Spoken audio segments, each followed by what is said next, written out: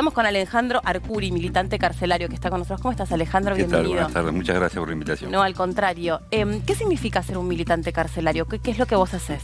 ¿Cuál es tu actividad?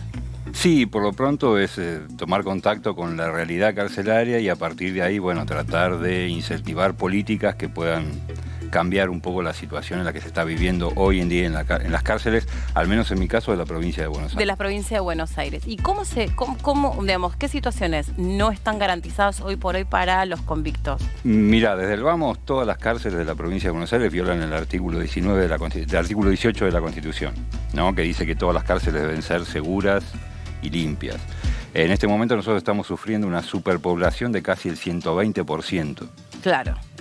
Lo cual indica un hacinamiento, o sea, estadísticamente daría que hay dos personas por el espacio de uno, y en realidad lo que hay es espacios de uno, donde están ocupados por 2, 3, 4 y hasta 5 personas. Claro, pero los recursos no alcanzan para ser repartidos entre todas las personas que hoy están privadas de la libertad. Claro, supuestamente no hay espacio físico dentro de la provincia de Buenos Aires para alojar a todas las personas que son enviadas al servicio penitenciario, que son derivados desde el Poder Judicial hacia el Poder Ejecutivo. ¿Y qué situaciones, las cotidianas, se producen como resultado del hacinamiento? Básicamente el tema de la falta de atención médica. Ajá. Porque bueno, el hacinamiento lo que produce justamente ponen en días como estos, donde están encerrados 4 o 5 chicos en un espacio como el que estamos nosotros acá, de 6, 7 metros cuadrados, tenés problemas de enfermedades, de infecciones que no son curadas.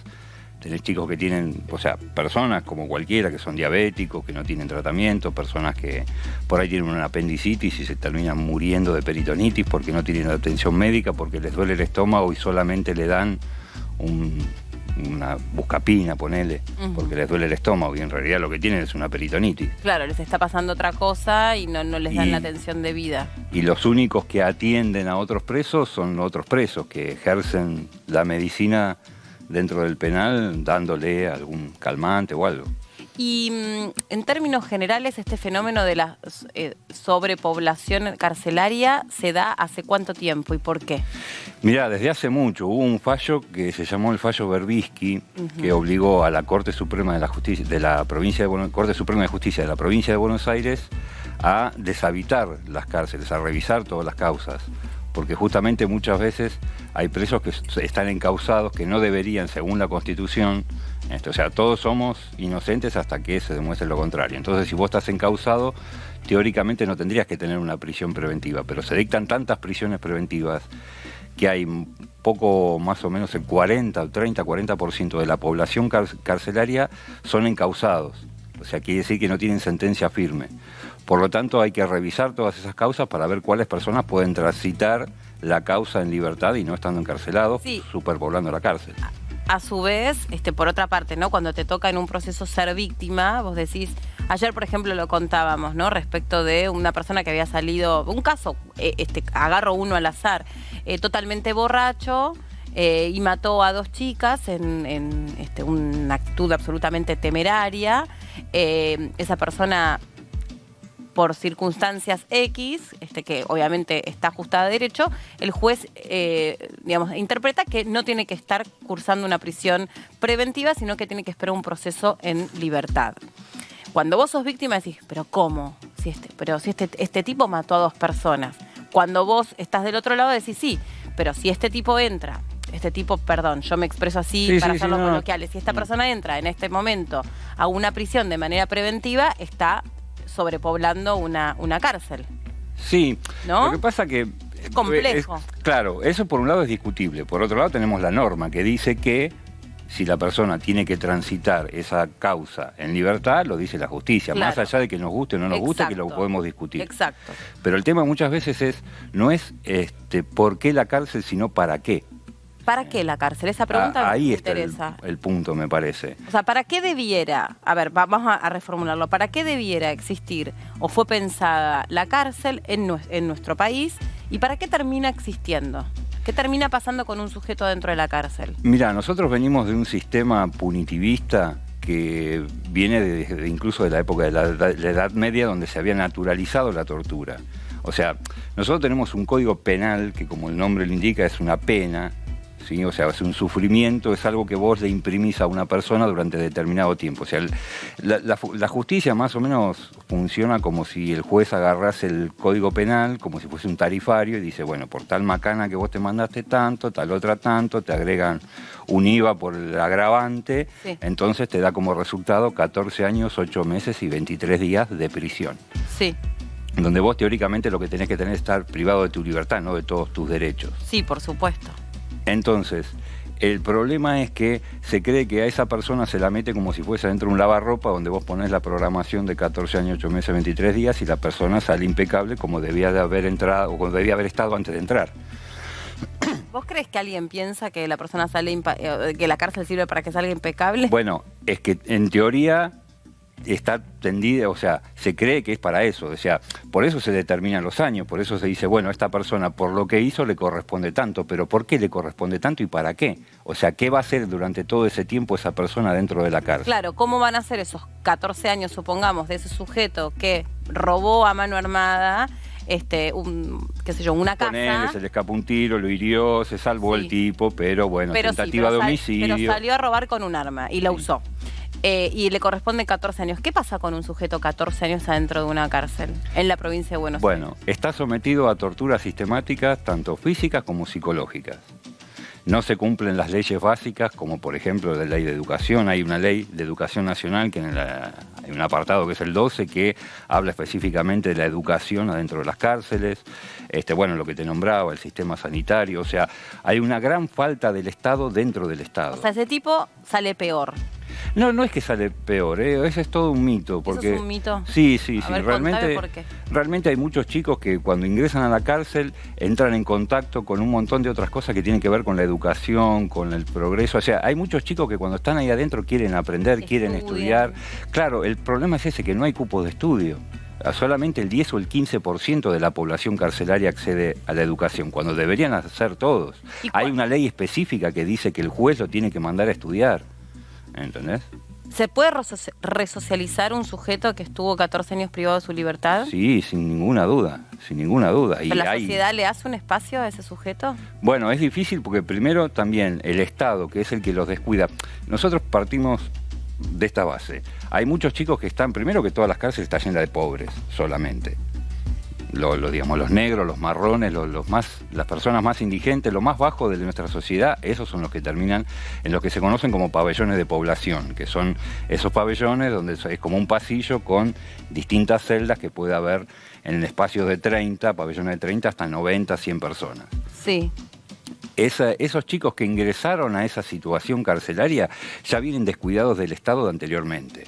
¿Sí? Con falta de seguimiento en su educación, seguimiento en las oportunidades de trabajo. Lamentablemente muchas veces terminan cayendo en la droga, terminan en la delincuencia, y cuando el Estado los recoge, que los reciben en servicio penitenciario, que es el Estado 100%, 24/7, ahí es donde los descuida plenamente, que es donde más tiene que aplicar el Estado. Lo que es salud, lo que es educación y lo que es justicia. Claro, claro. Ahora, ¿qué pasó a partir de la pandemia? Pues en la pandemia hubo una decisión de muchas personas, justamente por una cuestión de, digamos, de que no estuviese colapsado este sistema de salud, que ya está colapsado.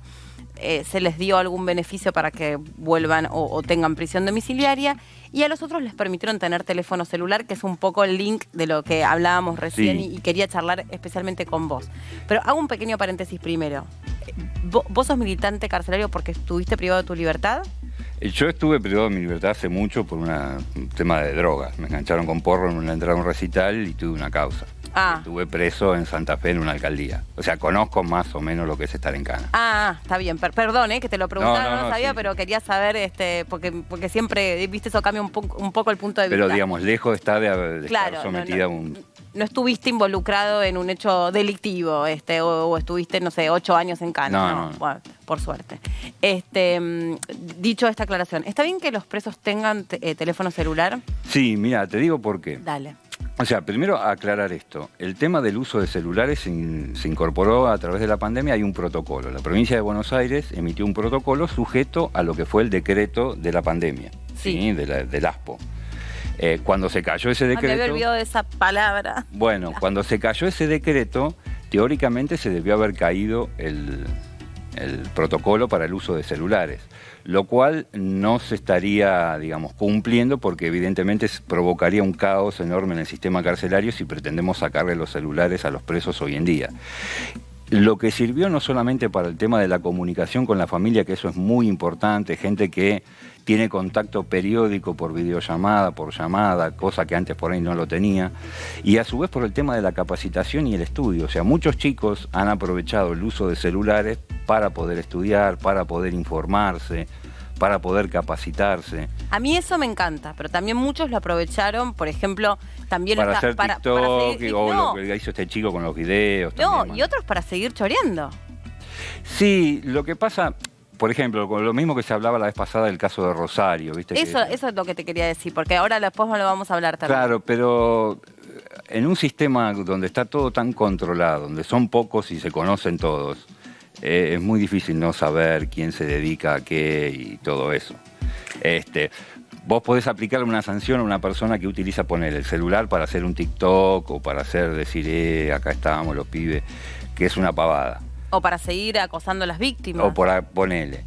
Pero el tema es que no, digamos, no todos utilizan el celular para eso, y las personas que utilizan el celular para delinquir, muchas veces hay una cierta connivencia con el servicio. Uh-huh. Entonces, está bien para vos que tengan celular, y que si ahora, digamos, más allá de que esa restricción está caída, esa restricción está caída, es decir, esa autorización ya no está permitida, si hoy se resolviera en una requisa, por ejemplo, sacarles a todos el teléfono celular, sale un despelote bárbaro. Y tenés un motín. Sí, ni hablar. Sí. Lo sé por los mismos chicos que han dicho que en caso de que les lleguen a venir a sacar los celulares, iban a plantar. Eso es lo que me han dicho comentarios de distintos compañeros en distintos pabellones. ¿Y qué puede hacer? Yo tengo entendido que lo que pueden hacer los presos con el celular es esto, es videollamada o contactarse por WhatsApp, pero no pueden navegar por internet. Claro, teóricamente el protocolo dice que no pueden tener redes sociales excepto el WhatsApp. O sea, que es nada más que para comunicar. ¿Cómo controlás eso? Es muy difícil. Claro. Muy difícil. Lo que pasa que vos fijate... Porque aparte, de última, es la privacidad de esa persona. No sé. Pero vos fijate como en el sistema educativo, cuando se implementó el Conectar Igualdad, que hubo conectividad en las escuelas donde había una restricción para entrar a las redes sociales. O sea, podías entrar a determinadas redes sociales, pero con cierta restricción. Acá se podría hacer lo mismo, establecer conectividad en todos los sistemas carcelarios para que puedan tener conectividad para conectarse con su familia y a su vez para tener información. Pero no, ahí no estás dándole la posibilidad a líderes de bandas un poco más sofisticadas que está bien, pero ¿cómo? Poder. Bueno, ahora lo que yo te digo es ¿cómo hace un líder para ser líder dentro de un pabellón de un sistema de servicio penitenciario? Porque está arreglado con el servicio penitenciario. Y sí, claramente. Pero está bien, pero yo, de nuevo, sí. Yo víctima de un delito, o posible víctima, porque todos somos posibles víctimas de un delito. Digamos, del otro lado me parece una injusticia. Si a mí no me quiero tocar nada en televisión, pero si a mí me pasa una cosa tremenda, ¿no? Y como resultado de eso hay un tipo que finalmente es detenido, está dentro de un penal, y me sigue acosando con el teléfono celular. La verdad es que me va a parecer una injusticia total. Claro, pero vos tenés, supuestamente ese celular está registrado, o sea, ese número está registrado y se sabe que está operando desde un determinado lugar. Si vos haces la denuncia desde el número, esa persona, está bien, puede cambiar de chip, puede cambiar de número, todo lo que sea, pero si es una persona que está siendo investigada y está siendo tratada y está dentro del servicio, sería mucho más fácil que una persona que está en la calle. Sí. Por eso te digo, o sea, hacer un seguimiento del uso de los teléfonos dentro de la cárcel es muy sencillo, no es tan difícil. No es tan difícil. Es una cuestión de voluntad. Como una falta de voluntad. Bueno, lo otro es, recién lo mencionábamos, esta cuestión tan preocupante en Rosario. Ahora el Ministerio de Justicia de Rosario y la Corte Suprema de Rosario, de la provincia de Santa Fe, se les ocurrió ahora, después que hubo ya 55 homicidios en lo que va del año por narcocrimen y otras cuestiones derivadas, pero ahí principalmente lo que preocupa es el narcotráfico, el crimen organizado, que hay que hacer como una mesa de diálogo con todos los actores participantes y van a revisar en las cárceles qué es lo que hacen. Dale, Mirá, ahora. Ahí tenés dos cosas. Por un lado, la acción de la fuerza por parte de bandas, ¿no? Que es esto que se conoció de los llamados para contratar sicarios, etcétera, etcétera. que esa es una parte que es la mano de obra. Sí. Por otro lado tenés el gran conflicto del narcotráfico, que vos fijate que ya lo planteó el intendente de Rosario cuando dijo que no sabe de dónde llegan las armas y la droga a Rosario. Por tierra evidentemente no es, porque no se conoce que haya llegado. Y Rosario, teniendo los 5 puertos más importantes más puertos internacionales más importantes a manos de empresas multinacionales que no tienen ningún control, y que cuando incluso se los quiso intervenir, como fue en el caso de Vicentín, cuando el gobierno quiso intervenir, sabiendo que Vicentín, por declaraciones de D'Alessio, también era un puerto implicado con el tráfico de drogas, sí.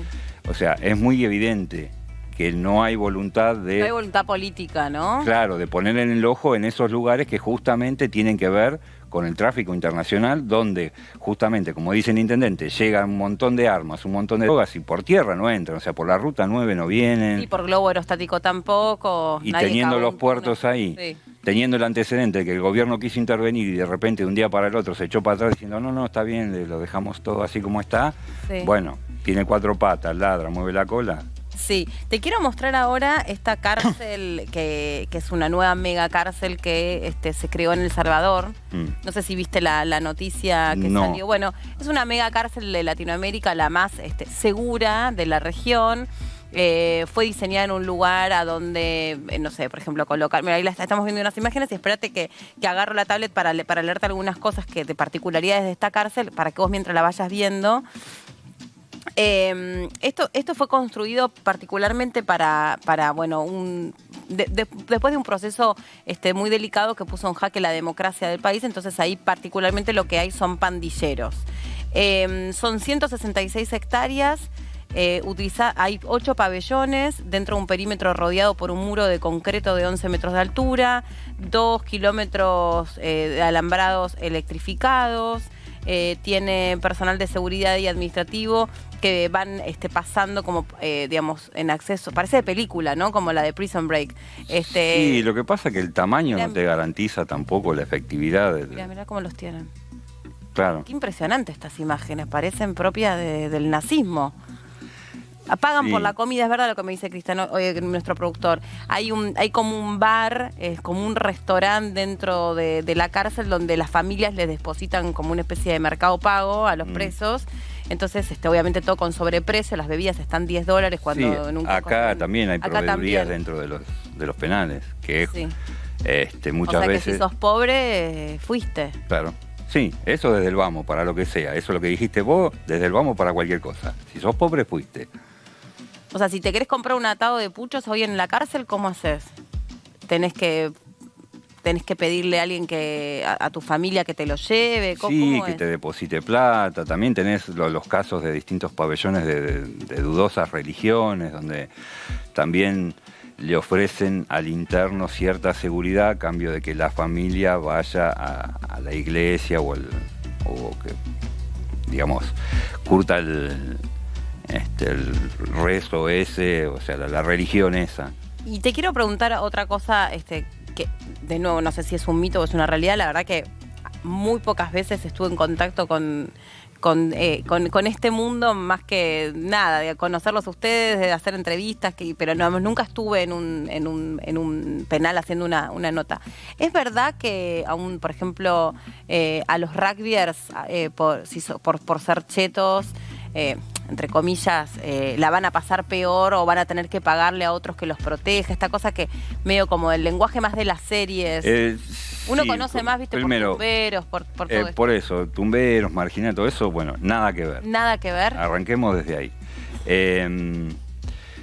Existen ciertos medios de extorsión que le puede llegar a tocar, depende del pabellón que caigan, depende con quién. O sea, hay pabellones donde hay compañeros que se autorregulan, que están estudiando, entonces no quieren bardo y alojan por ahí a otros compañeros que quieren progresar, quieren estudiar y la pasan un poco mejor que otros, pero... Pero en el patio, por ejemplo, cuando, no sé, los periodos de descanso que están ahí, porque uno lo ve en las series o en las películas, que ahí es donde... Claro, lo que pasa es que también hubo este problema que tuvo que ver con la mediatización y el conocimiento, pero a la cárcel llegan siempre asesinos, llegan siempre violadores, o sea, todo el tiempo, lo que nosotros conocemos como el caso de las chicas de Dupuy. Se mediatizó y se intenta con esta especie de revancho, de venganza, esto que decíamos antes, esta necesidad de imprimir dolor al otro para ver si el otro se cura o mejora. Pero, o sea, que a los violadores se los violan, ¿eso es mito o es verdad? En algunos casos sí, en otros no, en otros por ahí adquieren protección a través de cierto convenio, qué sé yo. Sí. Hay distintos casos, o sea, no es que la regla es que si vos sos violador y entras en la cárcel te violen. Hubo un caso, por ejemplo, de unos chicos, un matrimonio que fue acusado de matar a su chico y llegaron a la cárcel y los primeros que lo recibieron a los cachetazos fueron algunos presos, pero después se tuvieron que arrepentir, pero porque fue toda una cuestión mediática, que se mediatizó de que esos padres habían matado a un chico, entonces, bueno, si vos sos infanticida, nosotros te cagamos a trompada, y bueno, toda esa cuestión. Sí. Pero... ¿Y esa es medio la ley de la cárcel o no? Hay un poco y un poco, ¿no? Pues ya por eso te digo, no es una cuestión de generalización. Hay distintos... Cada unidad tiene un director, cada director imprime determinadas políticas. En algunas cárceles hay más corrupción, en algunas cárceles hay menos corrupción. Depende de cómo lo tenga manejado el sistema, el propio director del penal, con el tema de los teléfonos, con el tema de determinado consumo de sustancias también. Porque eso también, hay un gran problema de adicciones. Circula mucho la droga en la cárcel. Hay gran problema de adicciones dentro de la cárcel, que eso también va en contra de lo que tiene que ver con la formación, con la educación, con el progreso de muchos chicos que caen ahí adentro y quieren progresar o quieren salir. Ahora, cuando uno escuchaba, por ejemplo, en el caso de Fernando Báez Sosa, ¿no?, que algunos decían que se pudran en la cárcel, ¿no?, que tal sujeto se pudra en la cárcel. La pregunta es, ¿una persona se termina pudriendo en la cárcel? Sí, eso sí, ya te digo, por una infección te termina agarrando una gangrena y te termina pudriendo en la cárcel, si no te cortan la pierna para después quedar mutilado, digamos. Sí. Sí, se termina pudriendo. Lo que pasa que ese tema, ya te digo, tiene que ver con un concepto de cuanto más sufrimiento, mejor. ¿Entendés? O sea, no solo que vayan a la cárcel, sino este concepto de que se pudran. ¿Entendés? De que pasen toda su vida ahí adentro y que no puedan hacer otra cosa más que pudrirse. ¿Realmente queremos eso? ¿Es lo que entendemos nosotros por el sistema de justicia? Yo creo que tenemos que volver la charla para atrás. Al principio es ¿para qué? Ahí está, ese es el ¿Para gran qué tema. La gran discusión es esa. El gran debate que nos merecemos todos, bueno, ¿para qué? No cárcel sí o cárcel no. Cárcel sí, bueno, ¿para qué? ¿Para qué? Alejandro, gracias. Fue para mí súper interesante tenerte y me parece que ahí circula mucho mito alrededor del folclore, de la vida carcelaria, de todo esto. Creo que el ejercicio, humildemente pienso yo, que hay que hacer es pensar que los derechos humanos tienen que estar siempre para aquel que piensa distinto a uno, ¿no? No solamente para los que te comparten el mismo sistema de valores, sino que tienen que estar garantizados los derechos humanos para aquel que naturalmente hizo todo lo que no debía hacer. Para esa persona especialmente tenemos que pensarlo en calidad siempre de sujeto, con todas sus garantías brindadas. Las personas, además, el que está privado de su libertad, como decías vos, está privado de su libertad nada más, ¿no? No tiene que estar privado de su condición humana. Sí, es más, yo te digo, como vos decías esto de los mitos, justamente el mito existe por la falta de conocimiento. Entonces está bueno ir a visitar cárceles, está bueno que los medios de comunicación entren a las cárceles. Hay muchos compañeros ávidos de recibirlos a cualquier medio de comunicación que quiera ir, entrar, conocerlos, saber lo que hacen. Así que yo les digo, los invito a todos, yo como militante los invito a todos a que vengan a conocer realmente cuál es la situación para eso, para empezar a discutir, bueno, ¿para qué? ¿Para qué queremos esto que está acá ahora? Claro, claro. Gracias por haber venido. No, por favor, gracias a ustedes.